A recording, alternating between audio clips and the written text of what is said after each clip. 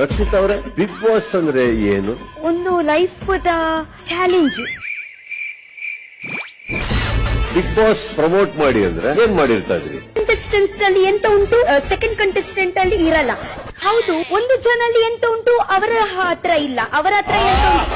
ಸ್ವಲ್ಪ emotions reasons ಹೇಳಲಿಕ್ಕೆ ಅದೇ ಇಲ್ಲ. ಒಂದ್ ದೊಡ್ಡ ಜಗಳ ಆಗುತ್ತೆ, ಜಗಳ ಆಗ್ತಾನೆ ಇರುತ್ತೆ. ಇವ್ರಿಬ್ರು ಮಾತ್ರ ಅಲ್ಲೆಲ್ಲ ಕುತ್ಕೊಂಡು ಆಗ್ಲಿ ಬಿಡಿ, ನಮ್ ಕೆಲ್ಸ ನಾವ್ ನೋಡೋಣ, ನಮ್ಗೆ ಯಾಕೆ?